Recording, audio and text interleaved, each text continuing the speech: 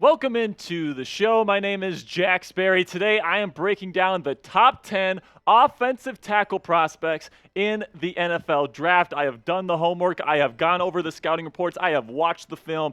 These are the top 10 guys, in my opinion, in this year's 2023 NFL draft class. Can't wait to break it down with you guys. But first, if you want more positional rankings here on the channel, make sure that you like this video. We could be doing whatever you guys want. You want wide receivers, you want inside linebackers, you want cornerbacks. We can do it for you guys, but you got to like this video. And it's really a free and easy way to help out the channel if you're already subscribed, guys. So go ahead, click that thumbs up icon for me right now, and let's get into today's rankings. At number 10, I got Carter Warren, left tackle from the Pitt Panthers, projected as a 6th-round pick. Now, I like Carter Warren, I think, a bit more than some people out there. Like, I really like his size, 6'5", 324 pounds. He's got really long arms. He's got the physical attributes that you look for. He's got the athleticism, and I was also very impressed with his balance and pass protection skill set. I think that he's a really good pass protector. Maybe he's not a first-round level kind of guy, but I think he's somebody that could survive on an NFL field in terms of pass protection. However, the cons: run blocking. He's not very good. He's not a very good run blocker, guys. If you're a team with a power blocking scheme like the Pittsburgh Steelers, you're not going to want to grab a guy like Carter Warren. Probably the blocking mentality there. He's not really a mauler. He's not really a nasty kind of dude.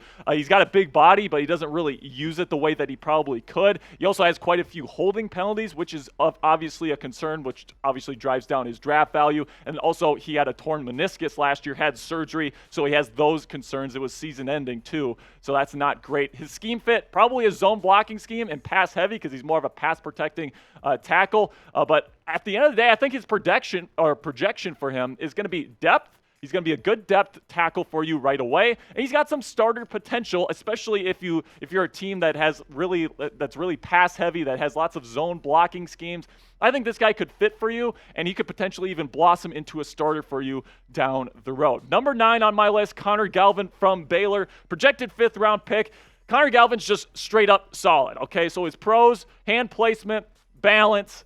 He's got good size, really, really tall tackle at 6'7", 210 pounds, and he can move a little bit. He's pretty athletic, good foot speed, but the cons are because he's so damn tall, like the pad level, man, like people can get under his pads and drive him, and at 210 pounds, he can get bull rushed at times, and this guy's just not a power guy, plain simply. 210 pounds and the pad level, you're just not going to be able to drive blockers at that height and weight, and that definitely shows on film. A scheme fit for him, zone blocking scheme. For those zone blocking teams, I think he's going to be a good, solid depth tackle. That is my projection for him, is that he's going to be a solid depth tackle for those teams that have zone blocking schemes. I think he'll probably be a depth tackle throughout his career, but he's going to be pretty darn solid. You can probably trust him on the field in year 1, in my opinion. Now, we're going to continue with my list here in just a second, and I'm going to be revealing my number 1 offensive tackle in this year's draft class. But first, who is the best offensive tackle in the 2023 NFL draft? Let me know in the comments section. This is going to be the pinned comment on today's show, so whenever you get an ad break here, go ahead, get in the comments section, and answer today's question. All right, now, number 7, I got Jalen Duncan from Maryland, projected 3rd-round pick. Now, Jalen Duncan is a mystery to me because the pros are very obvious, okay? 6'6", 320 pounds, so he's got the size, he's got the ideal length that you look for. At his size, he is an incredible athlete. This guy can move, and this guy can move blockers in the run game. This guy has incredible power, really powerful hands and pass protection as well. He's got a really strong 2-hand punch. The cons are he's just not technically refined at all. Pass protection, he's always off balance. The footwork's not very good. He doesn't play with great pad level. It's just he needs a lot of polish before he can hit an NFL field, but he has all of those characteristics that you look for in a premier left tackle in the National Football League. He can fit in any scheme because he's got that athleticism and the big powerful body.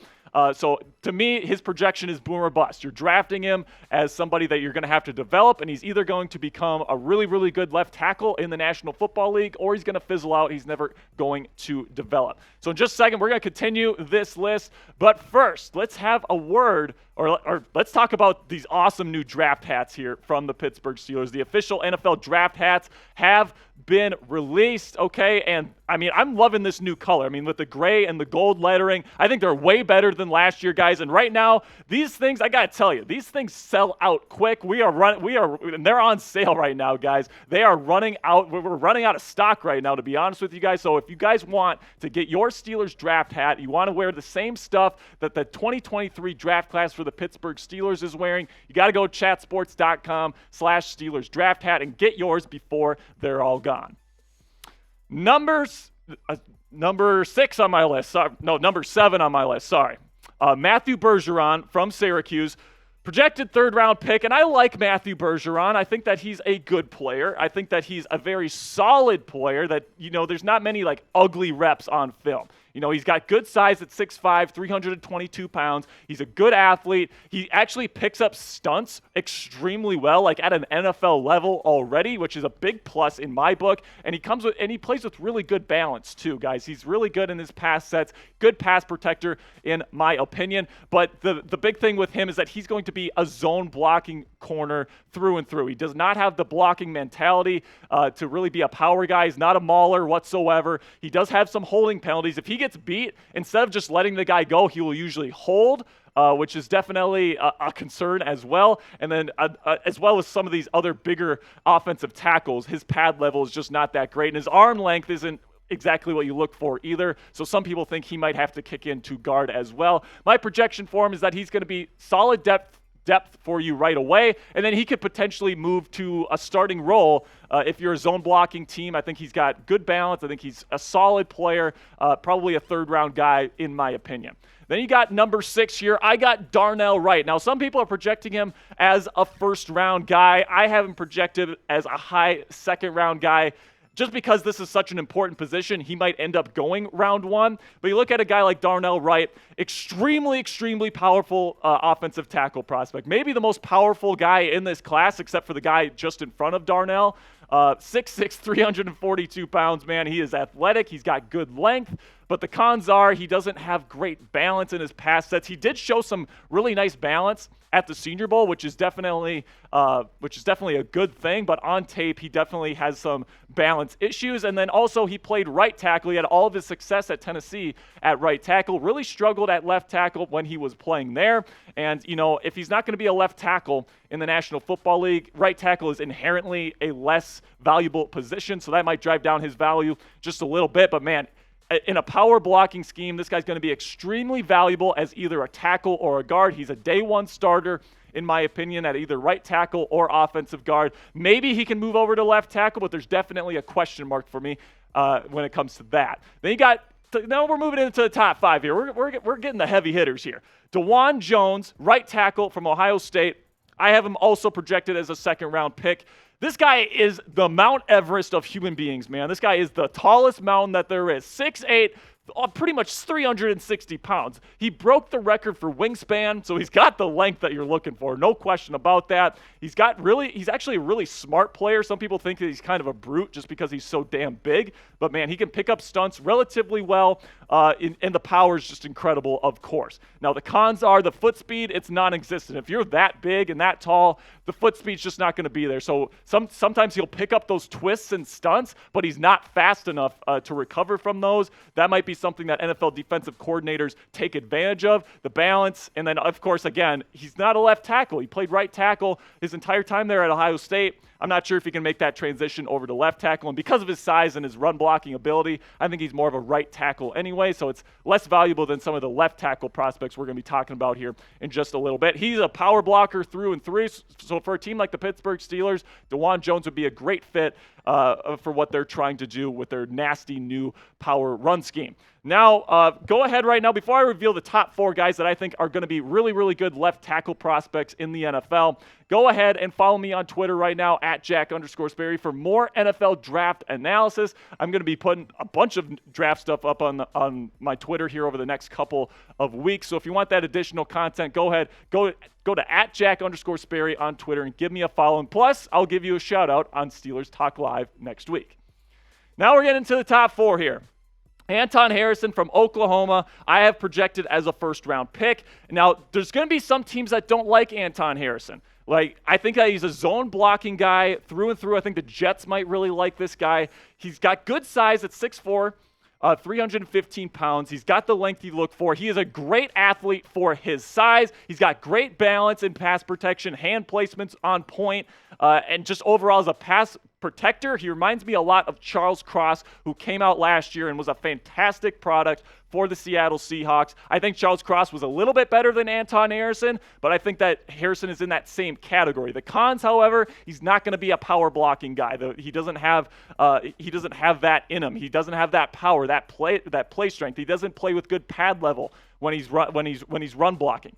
And then also the stunt recognition. Like these NFL defensive coordinators, they're going to be able to fool him a couple of times his rookie year on stunts, which worries me a little bit, but I think in the long run, he's going to be okay. For me, he is a day one starting left tackle in a zone system. Like I say, I think the New York Jets would be an excellent fit for this guy. Any team that plays a zone blocking scheme, lots of outside zone, that sort of stuff, Anton Harrison is going to be an excellent pickup for you, in my opinion. Now we can go into the comment section right now and tell me, should the Pittsburgh Steelers trade up in round 1 for a top 3 offensive tackle? Right now the Steelers sit at number 17 overall, but there is 3 top guys here that I'm going to be getting into in just a second that I think are the cream of the crop and the best fit for the Pittsburgh Steelers. Should they trade up to ensure that they get one of those guys? Type Y if you think yes, or type N if you think no.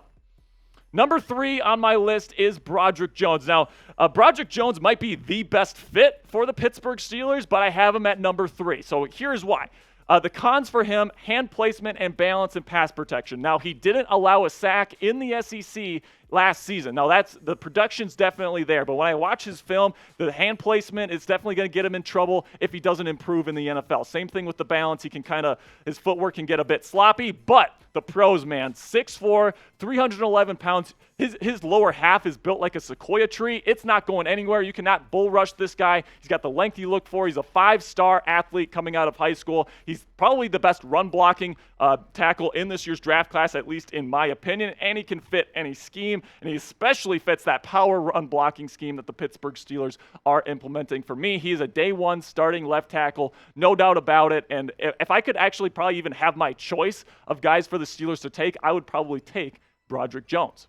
Then you get to number 2 overall here on my list. I got Peter Skaronsky, first-round pick.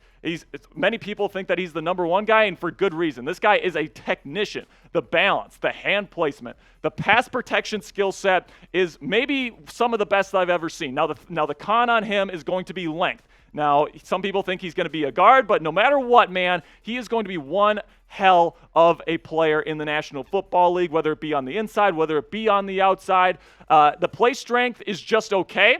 I think that he's pretty darn good. I think it's good, but not great. It's kind of hard to find cons on Peter Skoronski, if I'm being completely honest with you. But man, the athleticism, the hand placement, the footwork, the balance, everything just comes together for this guy. I think that if I'd have to guess, he's going to be a starting left tackle in the National Football League. But no matter what happens, he's going to be a damn good guard as well. Then you got Paris Johnson Jr., number 1 tackle in this year's draft class, in my opinion, is Paris Johnson Jr. Just moved over to left tackle last season, and he was a natural, man. Had one of the highest PFF grades in the country last year. And at 6'6", 311 pounds, this guy can freaking move. The zone teams in this year's draft class are going to love this guy. I think that Paris Johnson Jr. is probably the favorite to go to the Chicago Bears at number 9 overall. Now, the cons are sometimes he can get a little bit off balance in his pass protection sets, but I think that's completely fixable. And then he's a 2-hand puncher only right now. So what that means is he uses really powerful hands because he's got cement bricks for hands, man. Like this guy, he gets your 2-hand punch and then you're done. So in college that worked, but against some of the more elite pass rushers in the National Football League, he's going to have to learn how to use each hand, not just that 2-hand punch. But, I mean, that's something that can be easily taught at the NFL level, in my opinion, especially with someone as naturally talented as this young man. He can fit any scheme that you're looking for, and for me, he is a day one starting left tackle in the National Football League. Now, I want to give some honorable mentions here to some guys that have gotten some hype, but I don't have him on my top 10. Cody Mauch, to me, is somebody that's a bit overblown. I think people like him because he doesn't have his two front teeth. You know, he's kind of a country boy in that way, but, you know, he doesn't have the arm length, in my opinion, to be a really good tackle. And NDSU is a very run-heavy system, so he's got pretty much no experience as a pass protector, which scares the hell out of me. And then he's not big enough to move inside at guard. They tried doing that at the Senior Bowl. He kind of got bullied around. I just don't know where Cody Mauch fits. I like the tape of him. You know, I think he's got a great motor. He's a great run blocker. I think he's got that great mentality, but I just don't know how he projects to the NFL game.